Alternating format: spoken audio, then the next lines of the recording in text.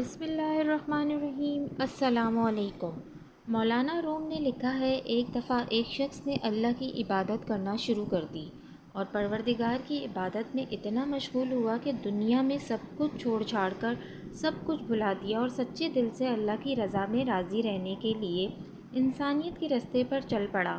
مولانا روم کہتے ہیں، ایک وقت وہ آیا کہ اس کے گھر میں کچھ کھانے کو بھی نہ بچا، اور ہوتے ہوتے وہ وقت بھی آیا کہ گھر کے باہر سب ختم ہو گیا، اور وہ شخص چلتے ہوئے موت کے انتظار میں گلیاں گھومتا، اب تو بچا کچھ نہیں، تو انتظار ہی کر سکتا ہوں، اللہ سنبھال لے۔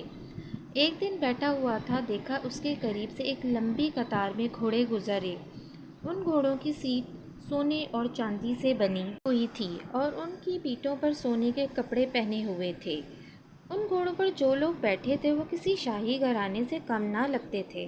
ان کے سروں پر سونے کی ٹوپیاں تھیں اور ایسے معلوم ہو رہا تھا کوئی بادشاہ جا رہا ہے۔ اس شخص کے دریافت کرنے پر اسے بتایا گیا کہ یہ 7 گاؤں میں ایک بادشاہ ہے، یہ سب اس کے غلام ہیں اور بادشاہ کے دربار میں جا رہے ہیں۔ وہ شخص کچھ دیر حیران ہوا کہ یہ حالت غلاموں کی ہے تو بادشاہ کی کیا حالت ہوگی۔ اس نے آسمان کی طرف منہ اٹھا کر کہا، میرے بادشاہ، میرے مالک، میرے اللہ، شکوہ تو تجھ سے نہیں کرتا، لیکن اس بادشاہ سے ہی غلاموں کا خیال رکھنا سیکھ لے۔ اتنی بات کہہ کر وہ شخص چل دیا۔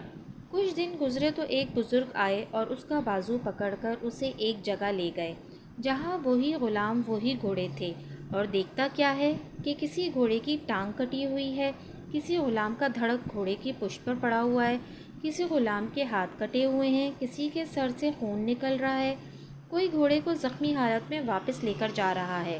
وہ شخص حیران ہوا اور بزرگ سے پوچھا، جناب آپ کون ہیں اور یہ سب کیا ماجرا ہے؟